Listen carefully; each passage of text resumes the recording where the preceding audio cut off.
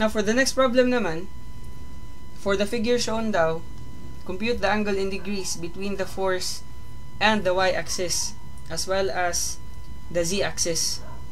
So, although hindi to kasali sa problem talaga natin, in-include ko kasi sa choices lahat ng possible na mga sagot. So, let's just solve this one then. So, again, by convention, ito yung positive axis. This is, positive direction para sa x-axis. Ito naman sa y. Ito naman sa z. Again, yung positive direction for this axis is yung pa-forward. Yan. So, let's first compute yung length muna. Ito, for this force. Diba, L equals square root of x squared plus y squared plus z squared. Yan. So, the distance along x is ito. 1 meter. Again, parallel to the x-axis. Yan, 1 meter. And then, along y naman, this is the y-axis.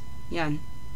So, the distance along that is ito, 1.5 meters. So, plus 1.5 squared.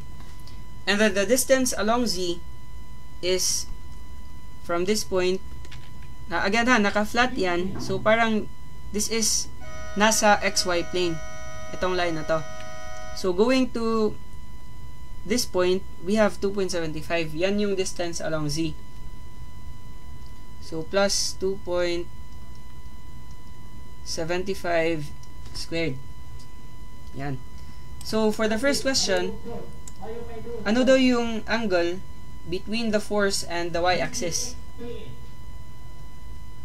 So, we have here cosine phi y equals the y component. Yung y component is itong 1.5.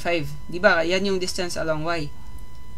So, 1.5 divide natin by the hypotenuse, which is square root of 173 divided by 4. Yung value nito. Input natin na.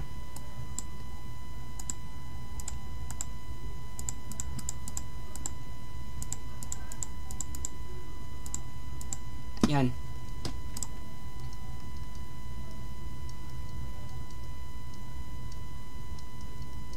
So, phi y pala is, store ko na lang yan sa a. So, r cosine of 1.5 divided by a, this is 62.86.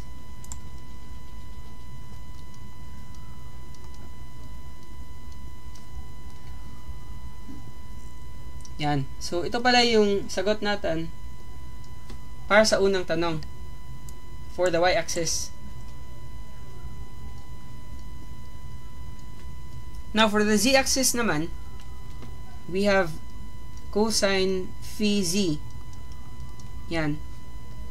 Now, take note that the distance along the z-axis nasa negative direction natin. Kasi yung positive direction is yung pa-upward kasi, this is acting downward. So, yung direction nito along the z-axis must be negative din. Sa books kasi, meron kasing conventions. So, baka malito kayo, but iba yung nasa answer key. So, for this one pala, we have to use negative 2.75. Kasi again, nasa downward yan. And then, still divided by the resultant, which is 173 divided by 4. So, instead of 1.5, gawin natin minus 2.75. So, magiging 146.75.